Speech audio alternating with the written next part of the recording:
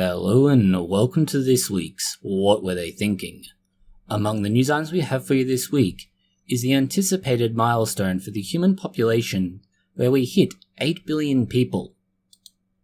The new developments in weight loss, particularly for teens, involving a repurposed diabetes medication.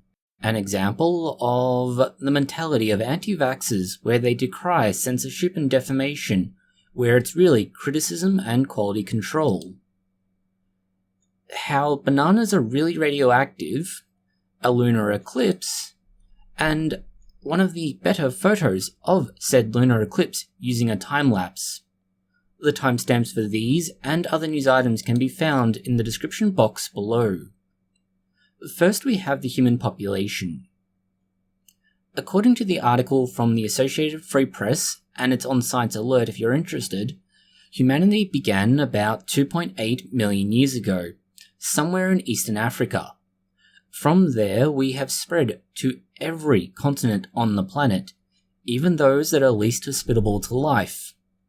In that time, humans have managed to go through a lot, whether that is war, peace, famine, feast, technological marvels, and the Dark Ages.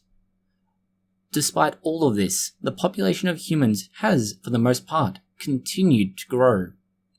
This is why the milestone, which should occur sometime in the middle of November, is such a big thing. The point in time where we get to 8 billion humans on one ball of rock floating in the middle of space.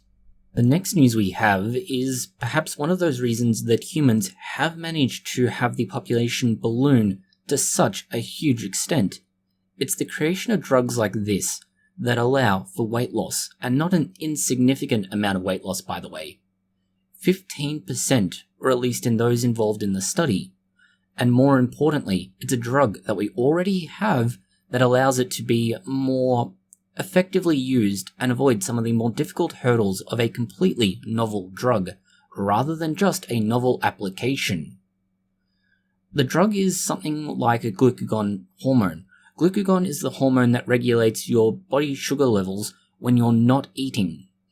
Insulin does the opposite. It tries to regulate your body sugar levels when you have eaten.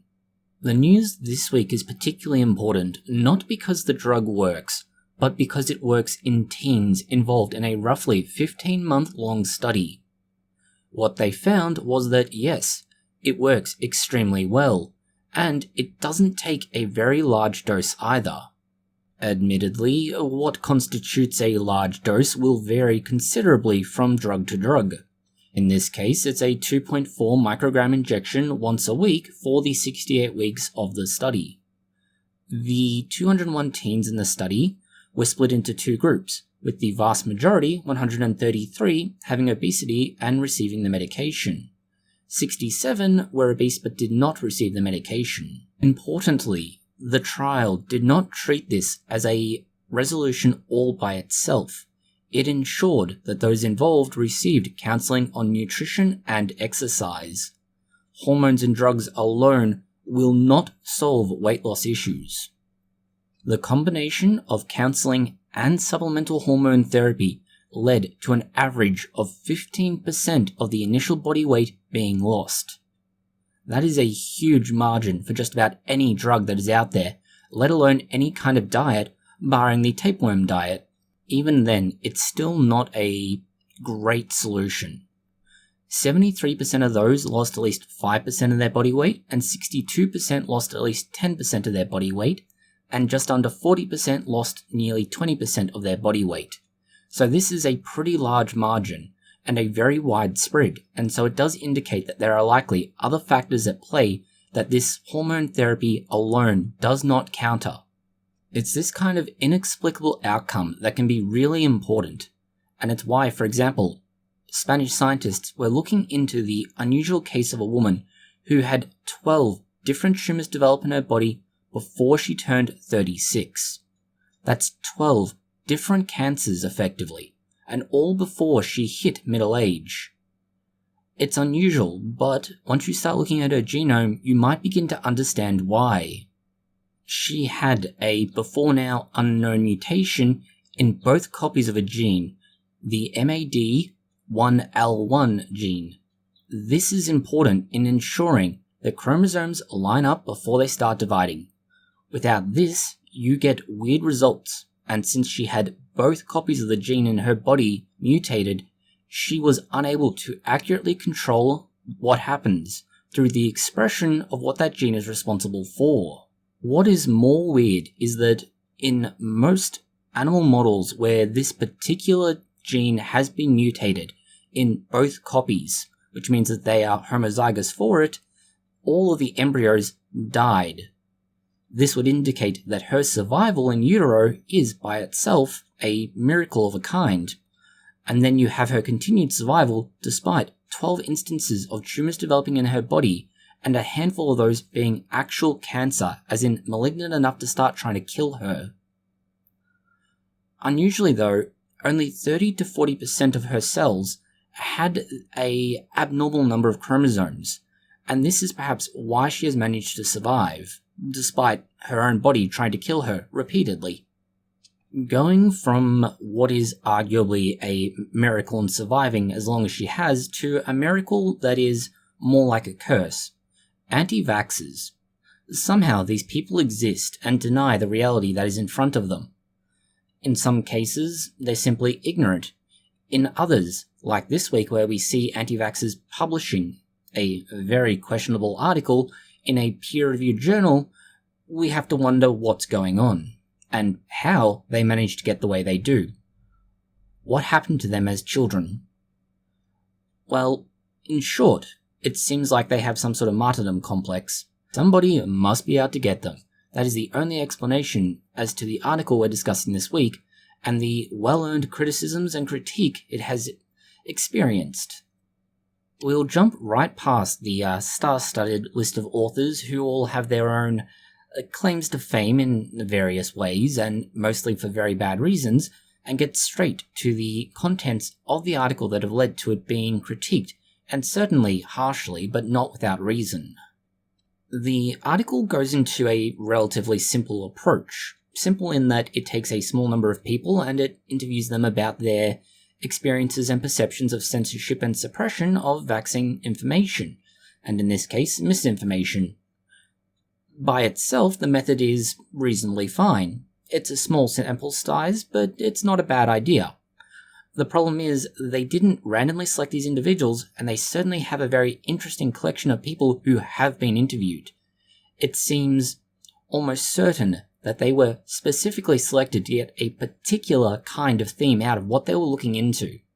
And unfortunately, that's where this study takes a huge U-turn from being a reasonable study to complete and utter crapshoot. Most of the kind of research that we're looking at here, where you interview a selection of individuals, is meant to have a reasonably random selection. That means you get a random assortment of things you can draw on as experiences and understanding of what's happening. This means you shouldn't get any particular bias. Now, it's not to say it can't happen. It's one of the bigger issues to do with qualitative research. But in theory, enough interviews and you should avoid that problem. More so if you have a number of researchers involved in the coding process. In this case, it doesn't seem like they bothered to do that. They've simply gone out to find people who can provide them with the kind of clickbait, newsreel, highlight quotes that they can put out in a publication and very quickly get the kind of, see, somebody finds I'm right kind of response. Other than the rather obvious terrible methodology, it does try and interweave facts with less well-established facts, certain topical talking points that are generally very disingenuous, and a number of other problems, all to reach the inevitable conclusion of particular viewpoints and expressions are being suppressed, which is pretty much what the title says. But as we've mentioned already, the fundamental underlying methodology for this is flawed, and that's the problem. In a similar vein, but this time one that's actually better substantiated, we have the bizarre reality that bananas are radioactive. Yes, you may be thinking of things like Chernobyl or Fukushima, but no.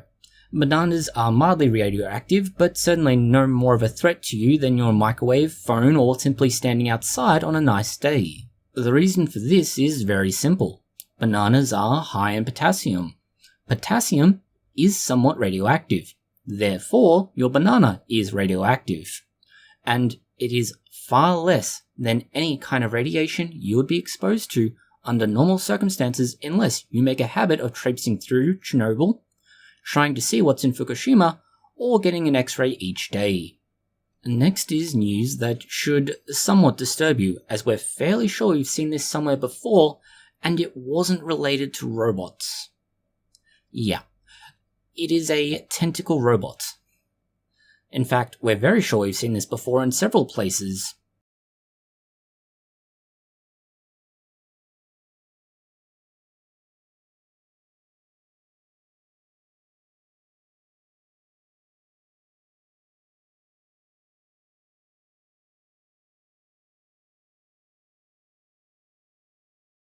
Disquieting engineering aside, the robot itself in this case is theoretically more like a hand than anything else.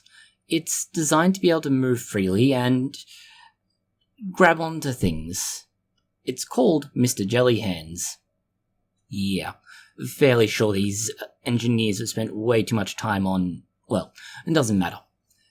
The robot's capable of doing a wide number of things. In fact, it's quite dexterous. The idea is that because of the nature of the tentacles, it can do a lot of things that regular robotic hands can't. They can form suction cups, or they can hold onto things like a rope would. Yeah. From an engineering perspective, it is fundamentally just an inflatable tube that has a slightly thicker wall on one side than the other. That thicker wall causes it to bend in a particular direction, and this is what allows it to grip onto things, and possibly perform any number of other functions. Going from that disquieting news to astronomical news and the lunar eclipse that occurred between the 7th and 8th of November. It was a total lunar eclipse, and you would have recognized it occurring because the moon would have turned very dark red. The reason this happens is simply that the Earth gets in the way of the Sun, and the Moon is behind the Earth. Only the shorter red light wavelengths can get through the atmosphere and hit the Moon and then bounce back to us. This is why it's red. The news by itself probably isn't much help if you miss the opportunity to see it, and not everybody could see it.